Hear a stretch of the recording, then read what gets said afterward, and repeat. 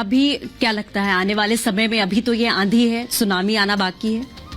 ये अभी आंधी भी नहीं है, हवा है। हवा है। आंधी आएगी, उसका पता चलेगा और खबर आप तक पहुंचेगी। स्टूडियो में भी तो खिड़कियां बजेंगी। बिल्कुल।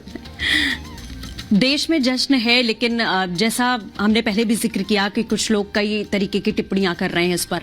अगर दक्षिण की बात करें तो वहां सनातन उन्मूलन करके एक कार्यक्रम चलाया गया, जिसका अर्थ है सनातन को खत्म करने वाला कार्यक्रम। इस तरीके की सोच और विचारधारा देश के किसी कोने में लोग कह रहे हैं, लोगों को हम जागरूक करेंगे कि सनातन कोई धर्म ही नहीं है। इस तरीके की भी टिप्पणियां इस मौके पर सामने आ रही हैं। ये टिप्पणी करने वाले लोग इस प्रकार के प्रपंच आदिकाल से करते आए, तरीके बदलते गए, ये नया प्रयोग करके लाए। सनातन आदि से है और अंत तक रहेगा। मिटाने वाले मिट गए, ये कभी मिटाने। राम मंदिर के ऊपर मस्जिद बनाने से क्या राम की महिमा मिट गई? क्या राम भक्त बंद हो गए या चुप हो गए? मिटाने वाले मिट गए और जो मस्जिद बनाई थी वो मिट गई, राम मंदिर बन गया। ये उनको सबक लेने चाहिए सनातन उन्मूलन वालों को। कहीं ये हाल इनका ना हो, ये मिट जाए, इनका उन्मूलन मिट जाए और मूल भी ना बचे। क्योंकि सनातनी दक्षिण में भी बहुत है। बिल्कुल। दक्षिण में भी रामानुजाचार्य भगवान की मूर्ति विराजमान, हैदराबाद में, लगभग दक्षिण का ही क्षेत्र पड़ता है। दक्षिण में भी रामेश्वरम महादेव विराजमान है।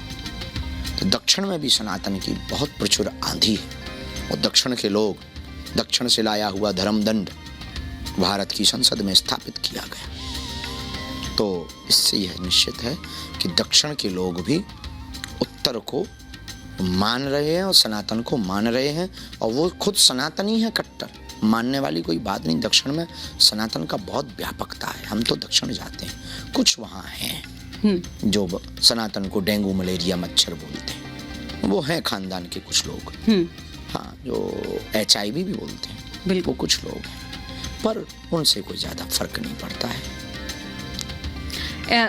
एक सवाल है, चूंकि आप हनुमान जी के इतने बड़े भक्त हैं और अब प्रभु का मंदिर बन रहा है, 6 से 7 बार हमने थोड़ी सी रिसर्च की जिसमें हमें पता चला कि आप अयोध्या गए हैं, लेकिन शायद 2 से 3 बार ही आपने रामलला के दर्शन किए हैं। दर्शन एक बार किए हैं, गए हम। लेकिन क्यों ऐसा, एक बार क्यों? वहां जाने के बाद जो पीड़ा हुई तो मन में खूब आवेश आया। आवेश का मतलब क्रोध होता है। शरीर भींचना पड़ा हमको।